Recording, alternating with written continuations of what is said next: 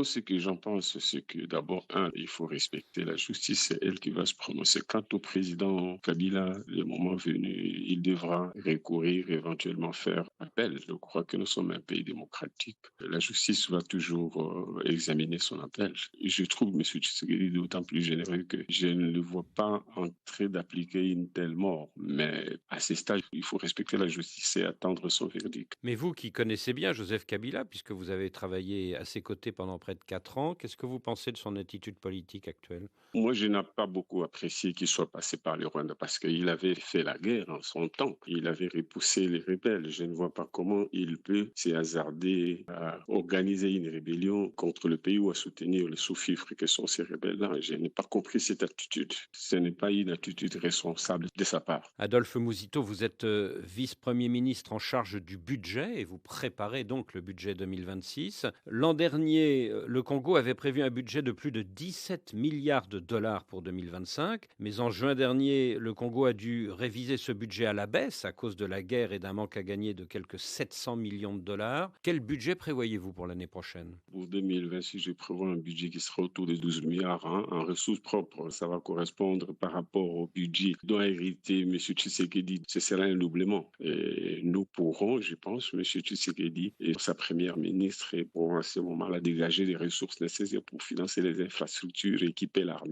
et peut-être améliorer les salaires du personnel des agents de l'État en dégageant d'autres économies grâce au contrôle que nous pourrions faire sous le contrôle de la première ministre pour extirper des effectifs de l'administration publique, tous les fictifs introduits par les différents responsables. Et donc, il y aura une tendance à l'amélioration des salaires des agents dans une certaine proportion. Donc, nous sommes dans les bons avec ce budget qui pourrait être autour des 12 milliards en ressources propres, avec des ressources extérieures autour des 5-6 milliards de dollars. Alors vous parlez d'un budget en ressources propres de 12 milliards de dollars qui représenterait un doublement par rapport à quel budget de quelle année? Par rapport au budget de la fin du quinquennat précédent de M. Tshisekedi, qui était de 8 milliards et demi, ça va être un doublement. Oui, parce qu'à ces 12 milliards, vous pourriez ajouter 4 milliards de ressources extérieures, c'est ça?